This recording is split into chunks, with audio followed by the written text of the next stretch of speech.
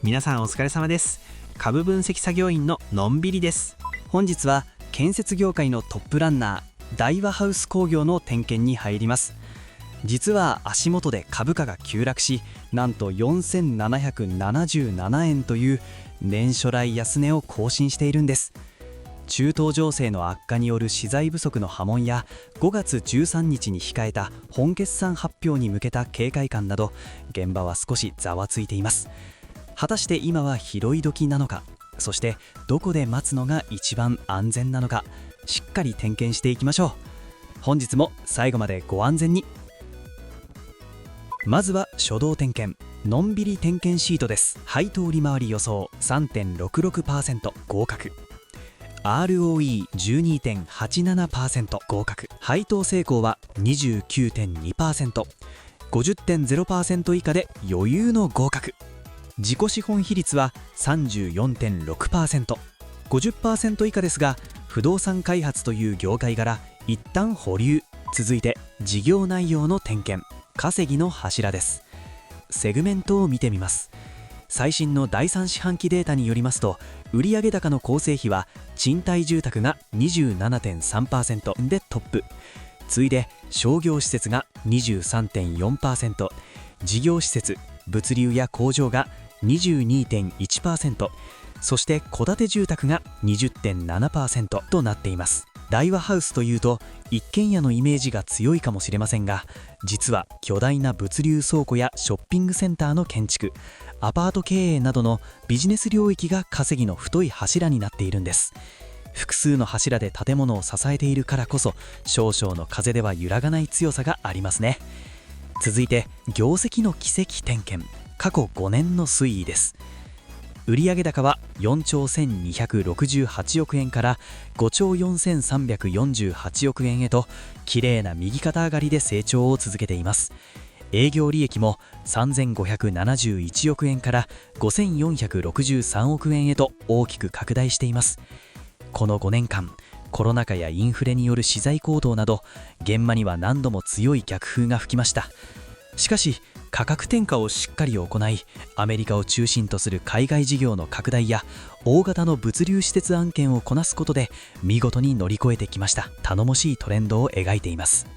次は財務の深掘り点検です。最新の総資産は約7兆8782億円という超巨大企業ですが、手元の現金・現預金は約3906億円となっています。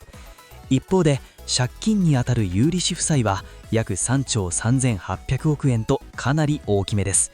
自己資本比率も 34.6% と少し低く見えますね。ただこれは危険な借金というより、将来の成長のために一等地を仕入れたり巨大な物流施設を建てるための攻めの借金なんです。続いて還元姿勢の点検、配当と配当成功です。こちらも素晴らしい姿勢です。過去5年間116円、126円、130円、143円、150円と着実に増配を続けています。さらに会社は親会社株主に帰属する当期純利益の 35% 以上かつ1株当たり配当金額の下限を145円とするという強力な方針を掲げています。今期の予想配当は創業70周年記念配当を含めてなんと175円、株主への利益還元を重要視してくれている証拠です。ここで直近決算と将来目標についてです。しかし現場には懸念材料もあります。直近の第3四半期決算は売上高4兆302億円、営業利益3635億円で過去最高を更新しました。ですが足元では中東情勢の悪化によりナフサショックが発生しています。外壁の隙間を埋めるコーキング材やユニットバスなどの石油由来の資材が手に入りにくく、価格も高騰しているんです。また住友電鉄を完全子会社化などして次なる成長に向けた布石も打っていますが、資材高騰や金利上昇への対応が次期見通しにどう影響するのか非常に注目される局面です。最後に株価チャートの点検です。現在株価は4783円、なんと4月24日に4777円という年初来安値を更新したばかりです。昨金利上昇への警戒感や先ほどお話しした資材高騰のリスクなどが重なり、上値が重い展開が続いています。決算発表を前にして投資家の皆さんが少し様子見モードに入っているため、チャート的にはぽっかりと下に開いた穴のような状態になっています。結論、のんびりの判定です。総評として、業績や事業の柱、株主還元は文句なしの優良企業ですが、足元の地合いと資材リスクが重しになっています。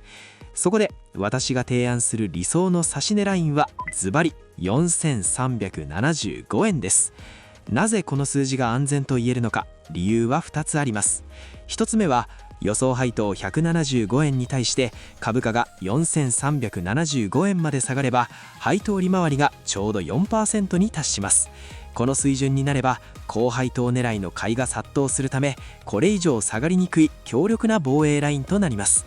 2つ目は、下限配当145円の安心感です。悪材料が出尽くして相場が揺れた時に、この4375円で待ち構えるのが一番リスクを抑えてリターンを狙える安全第一の戦略なんです。皆さんはこの銘柄どう思われましたか？ぜひコメント欄で皆さんのご意見お聞かせください。今回の点検が少しでも参考になったら、忘れずにいいねとチャンネル登録をよろしくお願いします。皆さんの応援が私の日々の点検作業の励みになります。この銘柄も点検してほしいというリクエストもコメント欄で随時受け付けていますので、ぜひ教えてくださいね。それでは皆様、本日もご安全に。